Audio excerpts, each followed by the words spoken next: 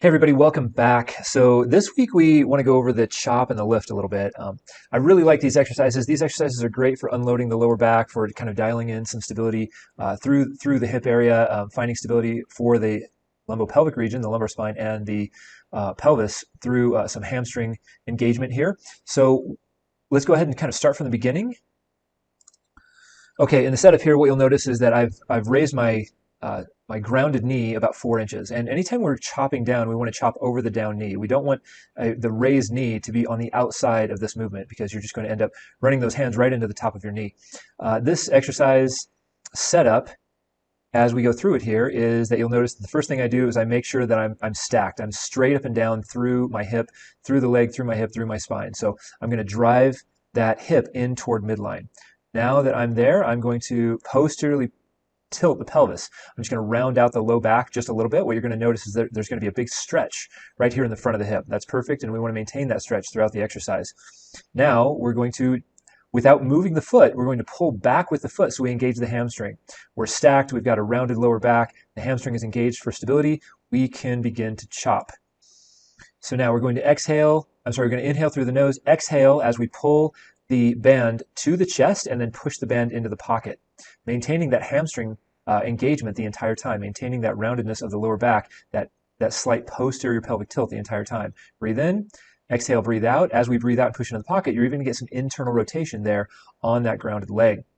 So we want to do at least 7 reps each side. If one side is more difficult than the other, you want to hit that side twice. So in this case, if I was having more difficulty with the left side, I would want to do 7 on the left, 7 on the right, and then 7 back on the left again. Okay, so from this, we will move into the lift. We've done the chop, we'll now move into the lift. All right, now let's take a look at the lift. So you can see that the stance is reversed. We're going to, as we chopped down over the down leg, this time we're going to lift up over the up leg. The setup is the same. As before, you want to make sure that you drive that hip. So in this case, the grounded hip, you want to drive that right hip in toward midline, the grounded leg in toward midline. Then you want to make sure that you posteriorly pelvic tilt once again, that you round out that lower back and feel that stretch in the front of the grounded leg. Just as before, you want to also make sure that you engage that foot on the raised leg so that you pull back as though you're trying to slide your heel back toward your hip. The leg's not going to move. The point is you want to engage that hamstring on the up leg. So now in this position here, you want to, once again, pull from the bottom, make sure that your gaze follows the hands the entire way through the rotation, and you're pushing upward into the diagonal here. So the point of the first exercise is that as you're pulling down, you can see how you're essentially unloading the spine. You're going to offload the spine as you pull down, and then you are going to load the spine and the hip as you push up. So once again, if the band is grounded, if the band is anchored to the top of the door and you're pulling down, you're chopping down over that down leg, you can see how by pulling down, you would unload the hip, you would unload the spine, making it easier for you to maintain that posterior pelvic tilt, making it easier for you to maintain posture, a solid posture position against gravity. In this position, you're actually going to challenge your posture a little more, right? So gravity is pulling down and you're pushing up against a band. That band is pulling down on you, which is going to challenge your stability. It's going to challenge your core stability, but it's also going to challenge your ability to maintain that stacked position, maintain that stability through the hip, through the pelvis, and even through the lumbar spine.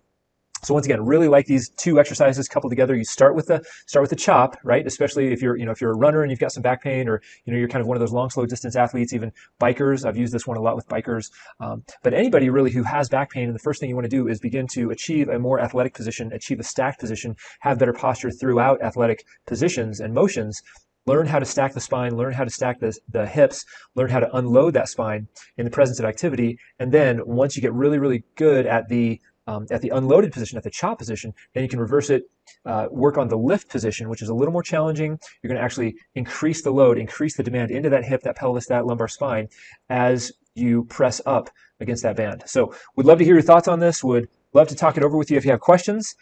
So once again, make sure that you take the time to assess whatever dysfunction or pain you're having. Don't guess, but get an assessment, and let's talk it over and make sure that you have the right exercises for the condition you're dealing with. And I will talk to you soon. Thanks for watching.